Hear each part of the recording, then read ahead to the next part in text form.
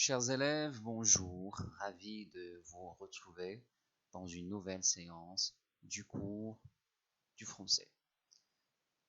La séance d'aujourd'hui sera consacrée à l'étude de la typologie textuelle. La première question qui vient à l'esprit, chers élèves, qu'est-ce que cela veut dire? Chers élèves, typologie vient du mot type. Donc, il s'agit des différents types de textes. Et dans cette séance, on étudiera le texte narratif, le texte informatif, le texte argumentatif et le texte prescriptif ou injonctif. Chers élèves, commençons par le texte narratif. La fonction. Quelle est donc la fonction du texte narratif? À quoi sert un texte narratif? Le texte narratif sert à raconter une histoire. Donc narratif vient du verbe narrer qui veut dire raconter. La présentation du texte narratif. Donc un texte narratif a toujours un titre. Donc un roman, une nouvelle a toujours un titre. Et ce texte, ce récit, est écrit par un auteur et publié par un éditeur. Le fonctionnement du texte. Les personnages. Donc le personnage principal s'appelle le héros, le féminin l'héroïne. Ces personnages, on peut les appeler aussi protagonistes. Donc il n'y a pas un récit sans personnage. Le narrateur. Quand le personnage principal est l'auteur, il utilise le pronom je. Dans ce cas, on parle d'un narrateur personnage. La composition du texte narratif. Donc, le récit se compose de 5 parties. C'est le fameux schéma narratif ou bien le schéma Kinner. Kinner vient de 5. La situation initiale présente les personnages, le lieu de l'action et les événements. La perturbation ou bien la modification introduit, déclenche le problème. Donc le problème qui va perturber la situation initiale. La troisième partie, les péripéties, désignent les actions menées par le ou les protagonistes, c'est-à-dire le héros et ceux qui l'aident pour résoudre le problème. La résolution met fin au problème. Donc la résolution, c'est l'action qui met fin au problème. Et la dernière partie, la situation finale, fait recouvrer le calme. Donc on retrouve dans la situation finale, on retrouve dans la fin de l'histoire le calme de la situation initiale, la joie et l'équilibre du début de l'histoire. Attention, chers élèves, dans un récit, l'histoire peut se dérouler dans plusieurs endroits, dans plusieurs lieux. Un récit peut contenir également différentes séquences d'un autre type. Dans un texte narratif, dans un long texte narratif, on peut trouver aussi la description, on peut trouver l'argumentation et on peut trouver donc la prescription. Les formes du texte narratif, donc la narration, le récit, on peut les trouver dans une nouvelle, c'est-à-dire un récit court, une histoire courte, exemple, au chant, la ficelle, la parure. On peut trouver la narration dans un conte comme Candide, comme Zadig. On peut trouver la narration dans un roman comme Les Misérables, Le Père Goriot, Le Rouge et le Noir. Et on peut trouver aussi la narration dans une fable comme les fameuses fables de La Fontaine. Passons, chers élèves, au texte informatif. La fonction. Le texte informatif sert à informer ou à expliquer. La présentation. Donc, on peut trouver le texte informatif et le texte explicatif dans un journal, dans un magazine, dans une encyclopédie, dans un dictionnaire, sur des affiches et sur des emballages. Le fonctionnement du texte. Donc un texte informatif se reconnaît à une organisation particulière. Il peut s'agir d'un texte disposé en colonne, comme c'est le cas pour un article de journal.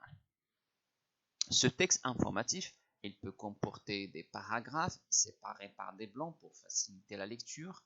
Il peut comporter des lettrines, hein, c'est la fameuse grande lettre par laquelle on commence l'article, des alinéas, des tirets, des puces, hein, la numérotation pour organiser les informations. On peut trouver aussi des images, des graphiques, des statistiques pour illustrer, expliquer, montrer.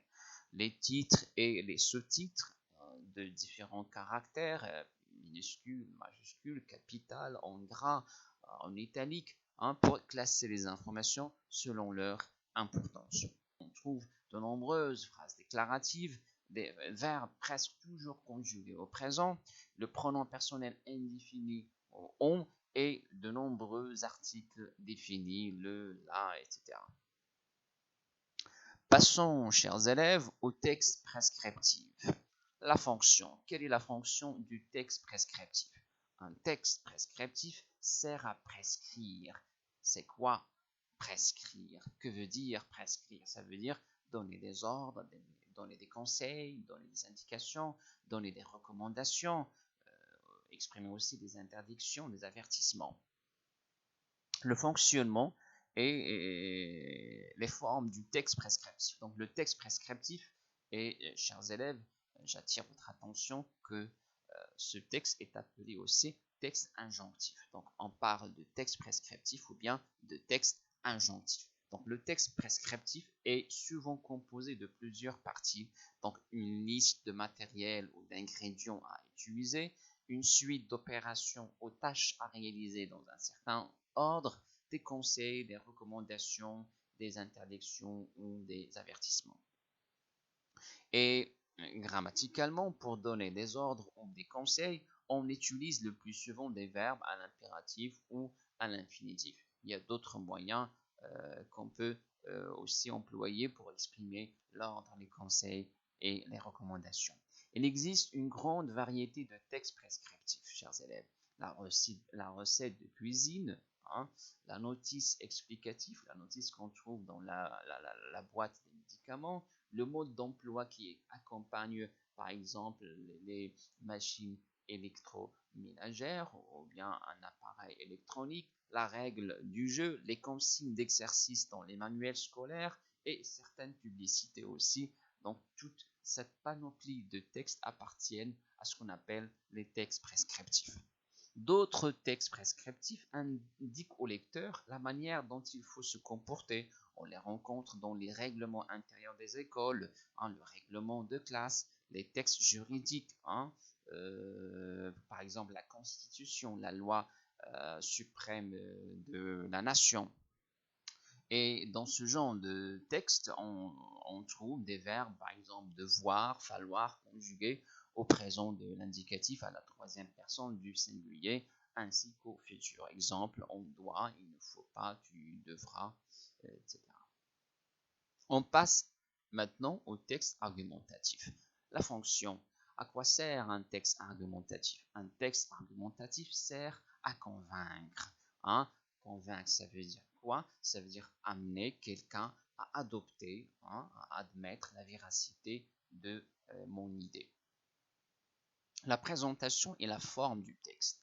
Un texte argumentatif développe une argumentation pour prouver, pour montrer la véracité, pour montrer que c'est vrai, ou réfuter pour montrer que c'est faux, une idée.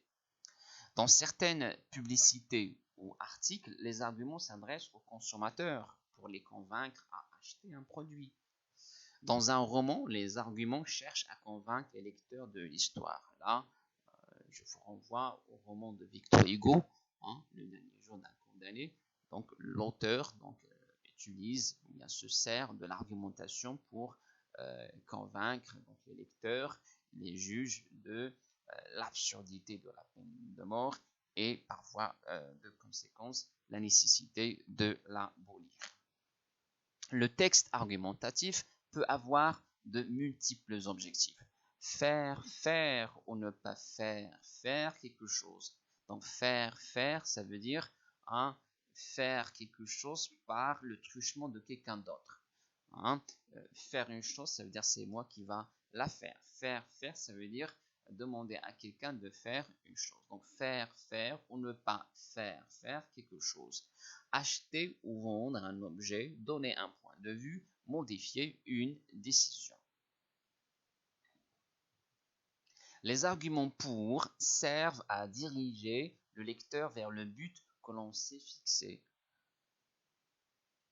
Ils servent aussi à lui faire partager son opinion et à lui vendre ou acheter quelque chose. Les arguments contre servent à lui montrer les désavantages, les inconvénients d'un choix que l'on juge mauvais.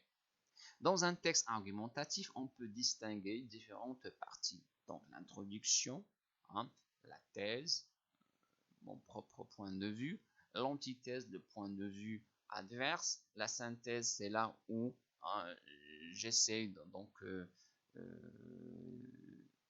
d'établir un équilibre entre la thèse et l'antithèse et la conclusion. Alors, je peux trouver une autre organisation, par exemple l'introduction, la thèse, l'antithèse et la conclusion. Dans un texte argumentatif, on trouve souvent des connecteurs tels que, car, à cause de, parce que, puisque, et la liste est longue. Chers élèves, c'est la fin de la séance d'aujourd'hui. Je vous dis comme d'habitude, portez-vous bien et à une autre séance du cours de français.